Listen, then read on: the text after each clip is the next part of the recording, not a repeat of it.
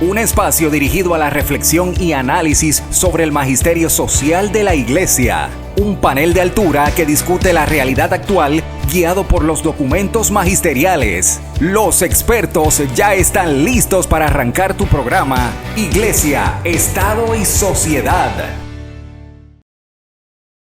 Buenos días, bienvenidos a esta nueva edición del programa Iglesia, Estado y Sociedad.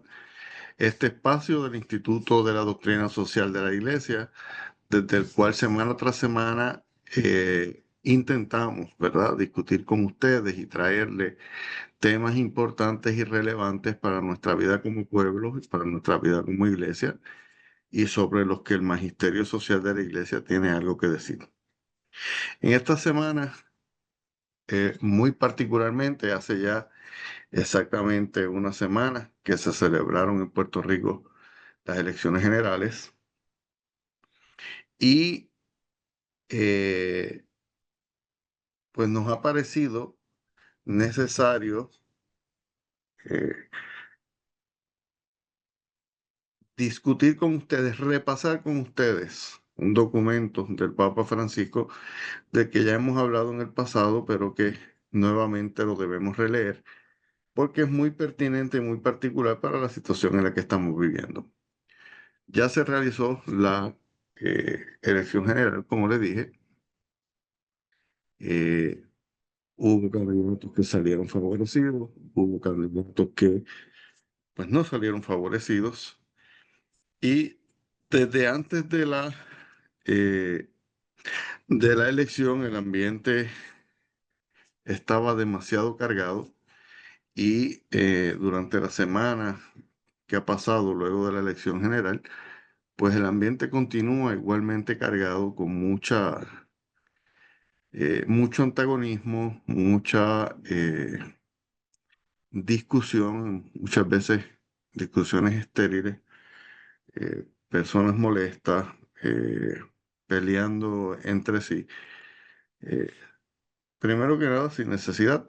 En la democracia, pues se realizan elecciones, democracias representativas como las nuestras, se realizan elecciones, se cuentan los votos, ganan unos candidatos, otros resultan derrotados, la mayoría, que tenga la mayoría, pues ese resulta electo y ese tiene el mandato del pueblo para gobernar. No quiere decir que tiene un mandato para gobernar de manera despótica, tiene que gobernar con el único fin de alcanzar el bien común de el pueblo que lo eligió, y más aún debe tratar de aunar fuerzas con aquellos candidatos que compitieron con él o con ella para la elección y que resultaron derrotados, pero que ciertamente tienen algo que decir y tienen unas propuestas que deben ser tomadas en consideración. Acá desde el programa Iglesia, Estado y Sociedad,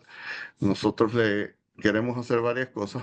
Primero, felicitar a todos aquellos candidatos que resultaron con el favor del pueblo en la elección general, y también felicitar a aquellos que dieron el paso al frente y estos se hicieron disponibles para la administración pública, aunque no hubiesen recibido el beneficio o el favor total del pueblo. Y desearles desde lo más profundo de nuestro corazón el mayor de los éxitos, pedirle a Dios Todopoderoso que los colme de sabiduría para que puedan gobernar sabiamente, puedan gobernar de manera justa y, como dije, con el bien común solamente como norte en sus quehaceres y en sus funciones oficiales. Así que eso es lo primero que queremos hacer. Y también nos gustaría hacerle un llamado a todos los que resultaron electos y también a los que no resultaron electos a que se hagan disponibles, ¿verdad? Los que resultaron electos, que convoquen a aquellas personas que compitieron con ellos y fueron derrotados, y a los derrotados que se hagan disponibles para reunirse lo más pronto posible y comenzar a ver puntos de convergencia a través de los cuales puedan comenzar a trabajar juntos y llevar a nuestro país al nivel que queremos llevarlo y que necesitamos llevarlo, ¿verdad? Ya los estilos viejos de política, pues son estilos viejos. Yo creo que el momento histórico requiere de mucha humildad de parte de todo el mundo y parte de la humildad es trabajar con mi adversario y ese adversario que resultó derrotado, pues de buena fe, trabajar con aquel que salió favorecido. Así que ese es nuestro segundo llamado desde aquí, desde este programa Iglesia, Estado y Sociedad. Y no solamente le hago este llamado a los líderes locales de aquí del Río, entonces es un llamado que hago en general a todos los funcionarios que resultaron electos la pasada semana en la elección general que se celebró aquí en el país. Dicho esto, lo próximo que queremos hacer y que voy a hacer, y que me había olvidado en un momento, es excusar al compañero Fernando Pacheco Valcourt, quien no puede estar con nosotros hoy por razones profesionales, eh, por lo cual lo excusamos y esperamos contar con su presencia nuevamente en el próximo eh, programa que se llevará al aire la semana próxima. Así que, dicho esto, ¿qué nos gustaría o qué queremos o qué vamos a hacer en el día de hoy? Porque nos parece necesario que repasemos.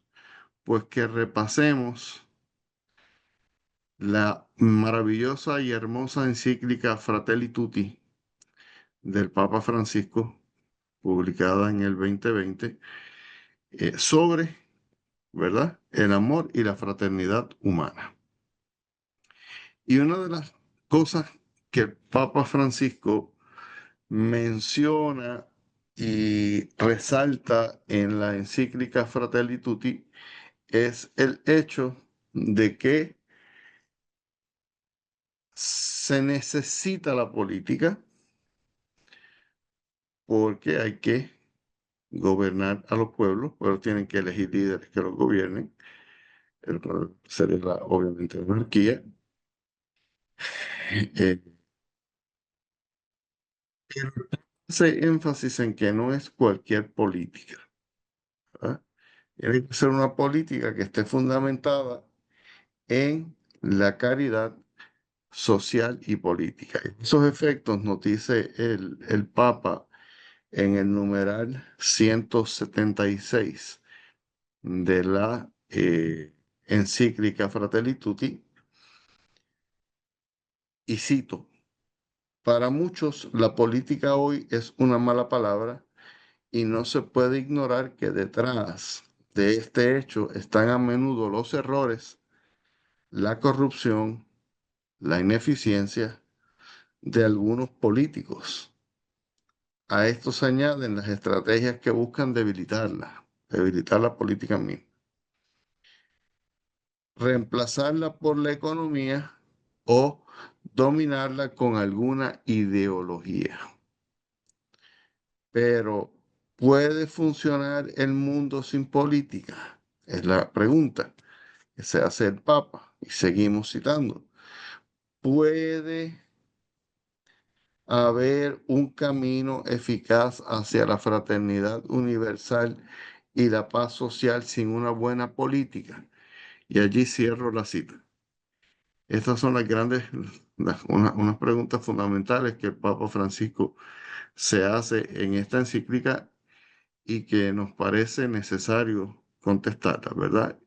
Y él tiene mucha razón en lo que nos menciona.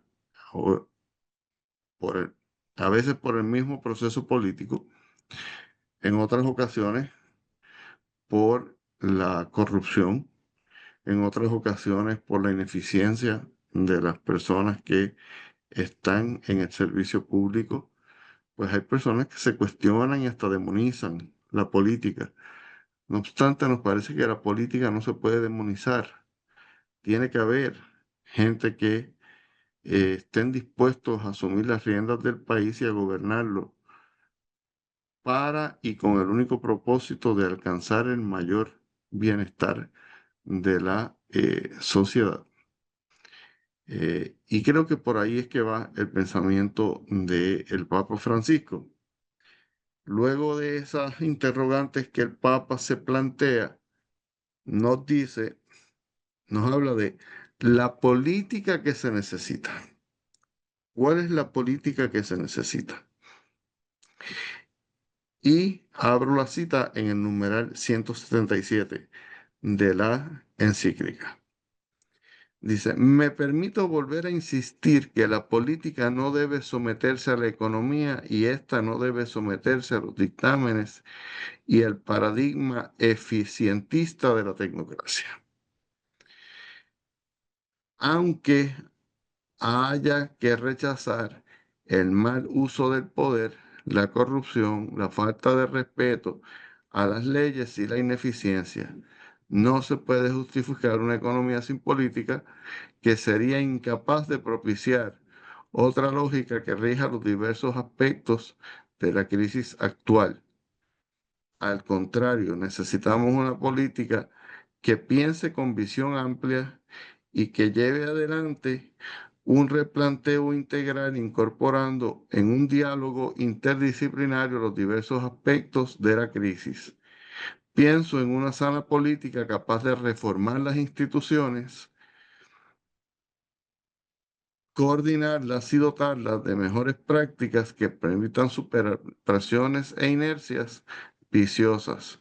No se puede pedir esto a la economía ni se puede aceptar que ésta asuma el poder real del Estado. Y esto es una de las cosas sobre las cuales yo creo que nosotros como país, ¿verdad? Ya habiendo pasado la elección, ya habiendo sido, ya teniendo, ¿verdad? Un gobierno electo, pues tenemos que empezar a plantearle a ese gobierno qué es lo que nosotros aspiramos como pueblo y qué es lo que nosotros esperamos que ese gobierno haga para el país. Y ciertamente las políticas públicas del gobierno no pueden dejarse dominar de manera estricta por el paradigma económico consumista al que hemos estado sometidos por tanto tiempo, porque ese paradigma económico es el que nos ha traído a estas crisis profundas que estamos viviendo, no solamente en el país, sino también alrededor del mundo. A veces tenemos que ser insularistas y empezar a mirar un poquito más allá de nuestras costas. Y le tenemos que pedir a estos políticos electos que no permitan que las fuerzas económicas sean las que dominen sus determinaciones de política pública, sino por el contrario, que las determinaciones de política pública busquen llevar el paradigma económico a un nivel de eficiencia tal que sirva para el mejor estar, para el mejor, para el mayor bienestar de la sociedad, del pueblo y de cada uno de nosotros, los ciudadanos que vivimos en este país. Continúa diciendo el Papa Francisco en el en el numeral 178, disculpen, ante tantas formas mezquinas e inmediatistas de política, recuerdo que la grandeza política se muestra cuando en momentos difíciles se obra por grandes principios y pensando en el bien común a largo plazo. Al poder político le cuesta mucho asumir este deber en un proyecto de nación y más aún en un proyecto común para la humanidad presente y futura.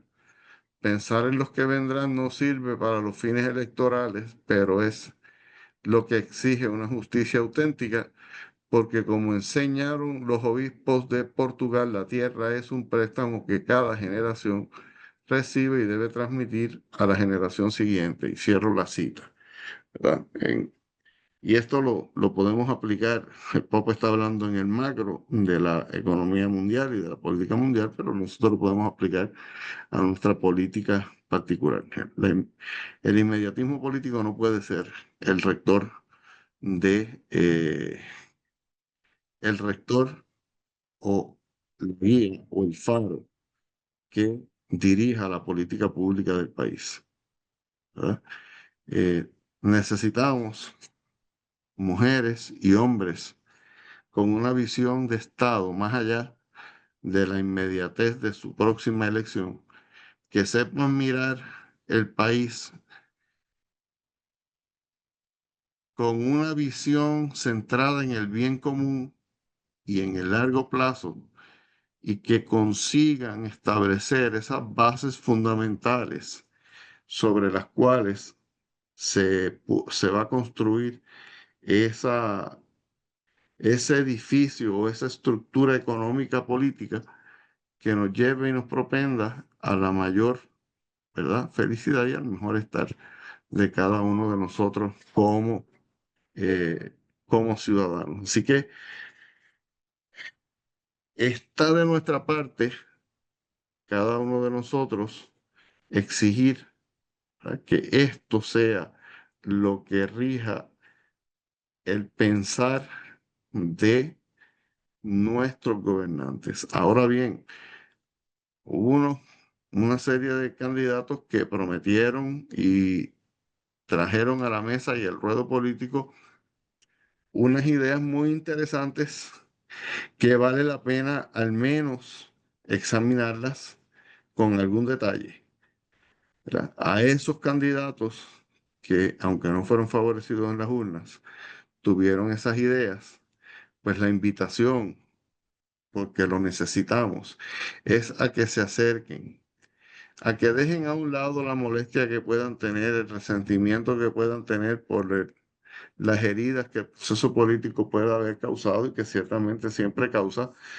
pero que lo sepan dejar a un lado y se hagan disponibles y hagan disponibles sus ideas y sus plataformas políticas, ¿verdad?, para que el que resultó electo las pueda examinar y pueda escoger aquello que sea para el mayor beneficio del país e integrarlo a su propio estilo o a su propia formulación de política pública.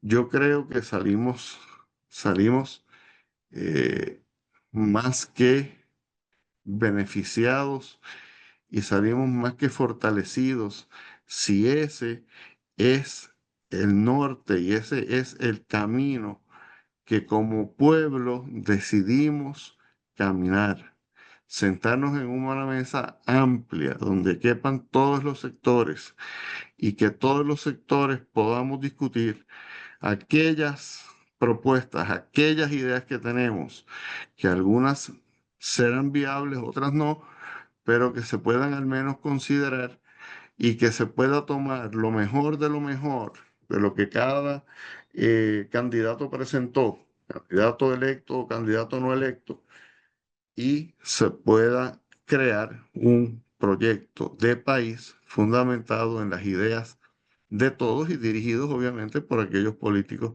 que resultaron electos. Eh, no hacerlo así, pues es una forma mezquina de hacer política, tanto por los que resultaron electos como por los que perdieron la elección. Creo que el momento de la campaña política pasó, ya cerró, ya se acabó.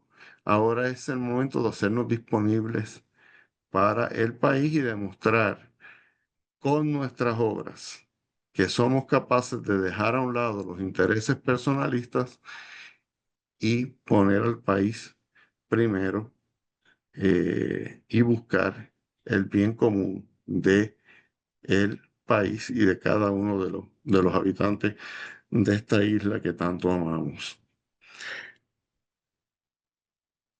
Tenemos que ir a la pausa porque ya se nos fue la primera parte del programa, pero al regresar de la pausa, quiero hablar un poco de la fraternidad y la paz social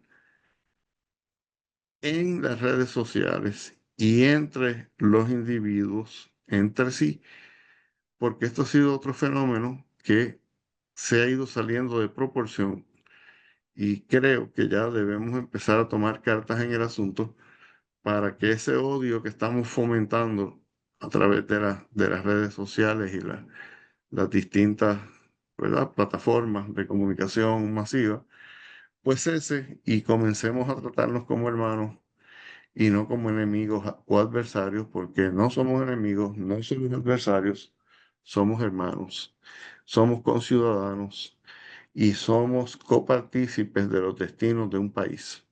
¿Verdad? Y así nos tenemos que tratar. Así que no se retiren, que en breve regresamos a Iglesia, Estado y Sociedad. Iglesia, Estado y Sociedad. Bienvenidos a este segundo segmento del programa Iglesia, Estado y Sociedad.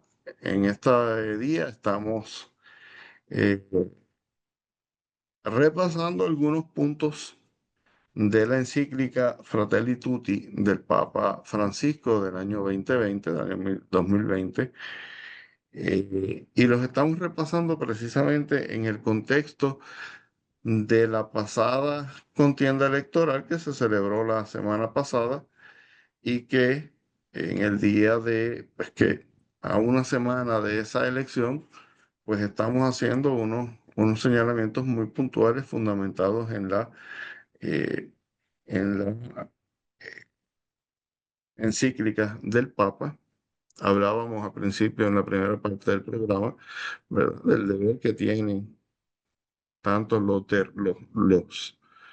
eh, los políticos o los candidatos que resultaron electos con el favor del pueblo, así como los que no resultaron electos con el favor del pueblo, de anteponer cualquier tipo de interés personalista, molestia, heridas que puedan tener, y que se puedan sentar o nos podamos sentar todos los puertorriqueños en una mesa grande y compartir las ideas, proyectos, ilusiones que cada facción o que cada grupo tiene, de manera que lo que salga de allí sea un proyecto de país, que sea el país que nos merecemos, el país que soñamos y que sea el país en el que podamos vivir y desarrollarnos. Esto requiere mucha humildad, esto requiere mucho desprendimiento, eh, pero no es imposible hacerlo, ¿verdad? Y tenemos, nosotros los cristianos tenemos un líder que es a su vez nuestro Redentor, cuyo gran triunfo y el sacrificio que hizo la diferencia y nos ganó a todos nosotros, nos abrió las puertas del cielo, fue precisamente el escándalo de su muerte en la cruz y la posterior resurrección de entre los muertos. Así que ahí tenemos los que somos o nos llamamos cristianos, particularmente aquellos que han sido electos y que son o se llaman cristianos, tienen el mejor ejemplo de sacrificio por el bien común y el mejor ejemplo de humildad hasta el extremo, de morir de la forma más terrible posible por el perdón de nuestros pecados y para ganarnos la vida eterna. Pero en esta segunda parte del programa, yo quiero eh, resaltar del capítulo sexto algunas cosas, del capítulo sexto de la encíclica Fratelli Tutti, algunas cosas, porque me parece que pasó la campaña política, pasaron las elecciones generales, pero la gente se ha mantenido con unos niveles de ansiedad, con unos niveles de molestia, con unos niveles de de intolerancia que están fuera de proporción, ¿verdad? Y, y es preciso nada más entrar a las redes sociales y uno se puede dar cuenta de las personas insultándose entre sí eh, meramente porque hay una persona que piensa o votó distinto que el otro, lo cual pues es una gran locura que nos parece totalmente innecesaria. Pero bueno, para que ver cómo podemos nosotros paliar esa situación, pues queremos hacer uso de lo que nos dice el Papa en este capítulo sexto de la encíclica Fratelli Tutti, que lleva como título Diálogo y Amistad Social. Y el Papa comienza haciéndonos un llamado a que vivamos un diálogo social que provoque o que promueva una nueva cultura. Dice, bueno, antes de entrar a leer esto, le quiero leer el numeral anterior, el 198, que abre la discusión y que sirve de introducción al tema. Y dice, y cito, el Papa, acercarse, expresarse, escucharse, mirarse, conocerse, tratar de comprenderse, buscar puntos de contacto. Todo eso se resume en el verbo dialogar. Para encontrarnos y ayudarnos mutuamente, necesitamos dialogar.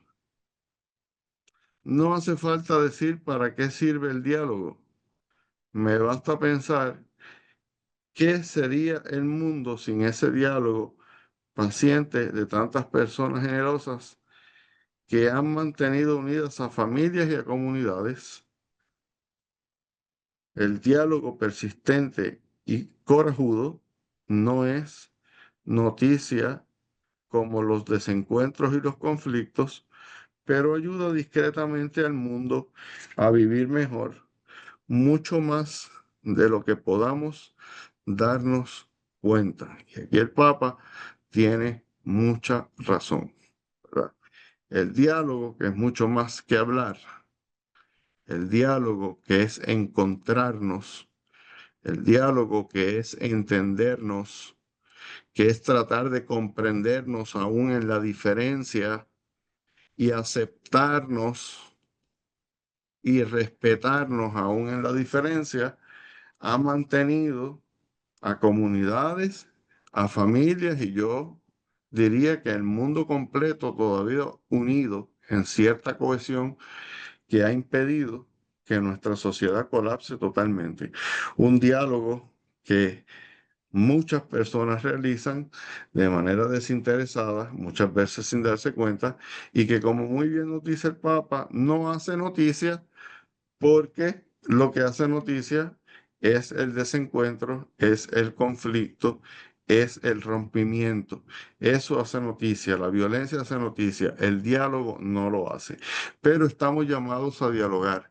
Si es que queremos de verdad vivir en un mundo más justo, más sano, más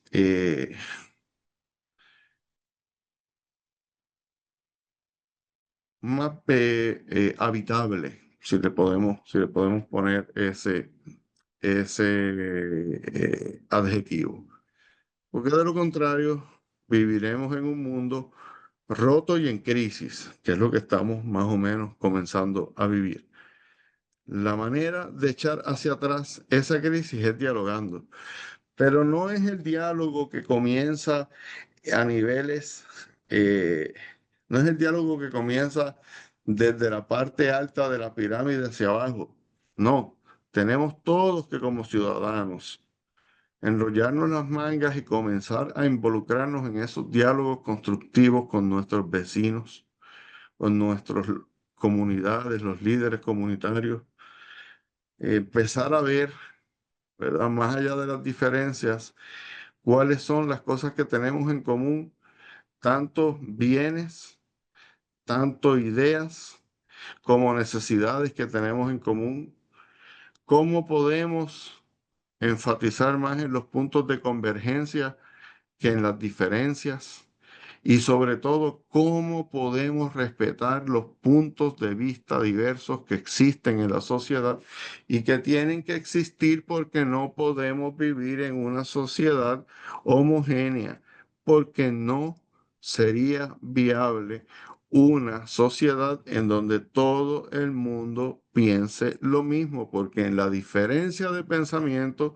está la riqueza del conocimiento y está la riqueza de la toma de decisiones. Así que tenemos que comenzar desde abajo, nosotros, usted y yo, usted que me escucha o que me está viendo a través de Huellas del Futuro o los que me están escuchando a través de las ondas de Católica Radio y yo también con mis estudiantes en el salón de clase, con mi familia, con mis amigos, con mis vecinos. Tenemos que comenzar ese diálogo, que sea un diálogo abierto a aceptar las diferencias.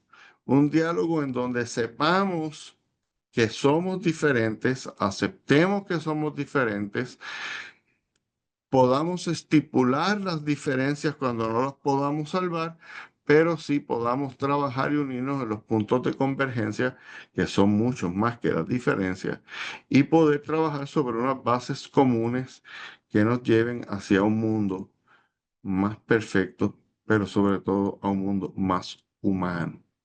Y en la medida en que el mundo sea más humano, será un mundo mucho mejor que el que estamos viviendo en el día de hoy. Eh,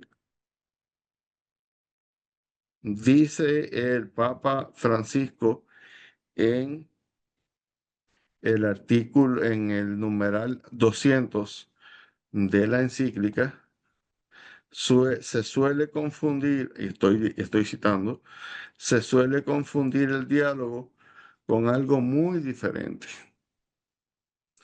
Un febril intercambio de opiniones en las redes sociales, muchas veces orientado por información mediática no siempre confiable.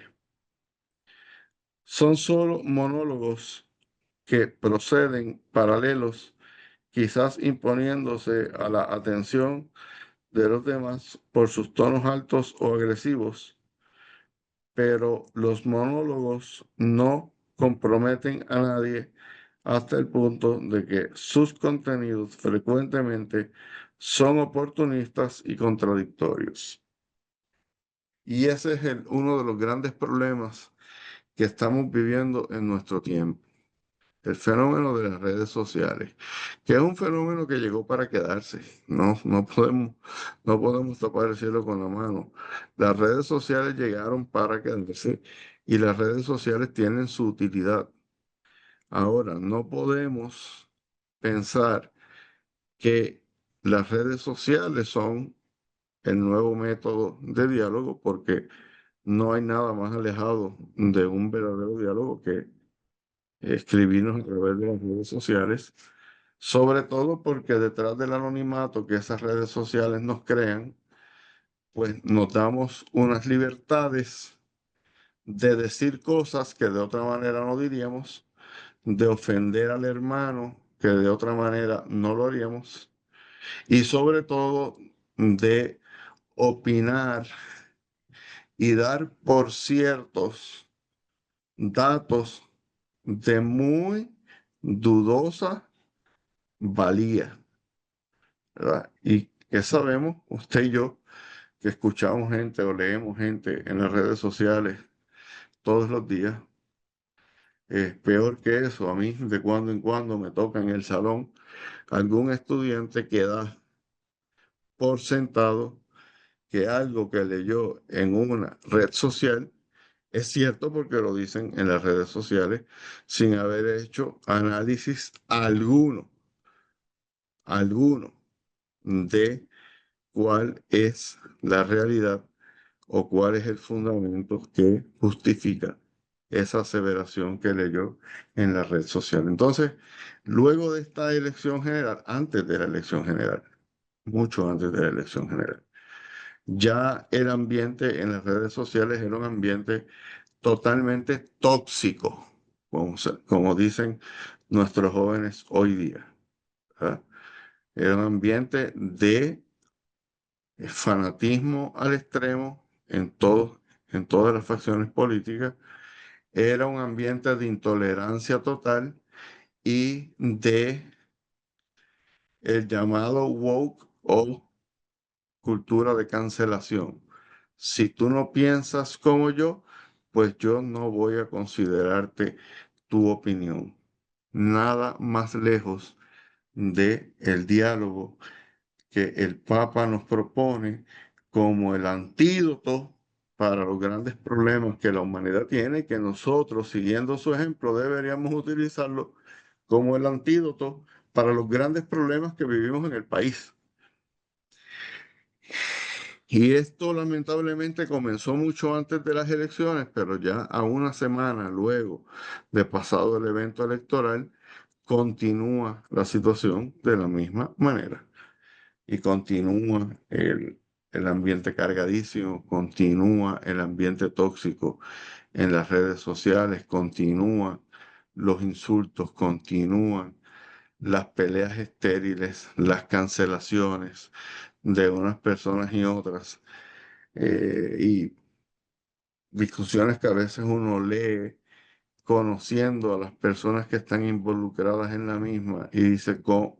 ¿Verdad? Y uno tiene que pensar, ¿cómo es posible que esta persona a quien conozco y creo que tiene ciertos valores ha podido llegar hasta aquí a decir cosas como las que está diciendo, ¿verdad? Con el agravante de que lo que escribimos en las redes sociales se quedan allí probablemente para el resto de la vida y hay muy pocas posibilidades de lograr eliminar ese contenido que luego de que lo escribimos. Así que yo creo que un poco ya en los minutos finales que nos quedan de programa, quiero hacer un llamado, ¿verdad? Un llamado a los corazones del público que nos escucha, y que sirvamos también cada uno de los que me escuchan en la mañana. Sirvamos de emisarios de este mensaje de la necesidad de sentarnos a dialogar, de la necesidad de sentarnos en una mesa amplia a intercambiar ideas, no a intercambiar insultos, a dejar a un lado ya la contienda política y el asunto político partidista, trascenderlo y podernos sentar a hablar sobre puntos de convergencia que nos puedan llevar hacia un mejor Puerto Rico, hacia una mejor sociedad, hacia un, ¿verdad?, mejor país y ciertamente a un mejor mundo. Son muchos los retos que tenemos de frente. Y yo siempre he dicho que los puertorriqueños somos capaces de enfrentar los retos que se nos pongan de frente y llevárnoslos de frente y resolverlos. Lo hemos hecho en el pasado y lo vamos a seguir haciendo en el futuro, pero en gran medida dependemos de que tengamos esa capacidad que líderes nuestros en el pasado tenían de sentarse a dialogar entre ellos, a poner a un lado sus diferencias para poner al país primero que sus intereses personales y así poder construir un país distinto. Así que con esa asignación de tanto nosotros en lo que tengamos que cambiar personalmente, porque cada uno de nosotros tenemos que hacer esa introspección, en dónde estoy escocotándome yo en este asunto de este diálogo necesario para el país, pero también servir de emisarios a aquellas personas que conocemos, a nuestros vecinos, a nuestros familiares, a los candidatos políticos cuando podamos hacerle los acercamientos, a nuestros líderes religiosos, a nuestros líderes comunales, a toda la sociedad puertorriqueña, servir nosotros de emisarios para poder conseguir que nos tengamos este diálogo para la construcción de un país o del país que queremos y del país que realmente necesitamos. Así que con esa asignación los dejo en el día de hoy. Les agradezco, como siempre, su sintonía y los espero la próxima semana en otra edición más de Iglesia, Estado y Sociedad. Que tengan muy buen día. Iglesia, Estado y Sociedad es una producción del Instituto de Doctrina Social de la Iglesia de la Pontificia Universidad Católica de Puerto Rico. Tienes una cita la próxima semana a esta misma hora, porque el análisis y la reflexión continúan. Iglesia, Estado y Sociedad, una producción de la Pontificia Universidad Católica de Puerto Rico.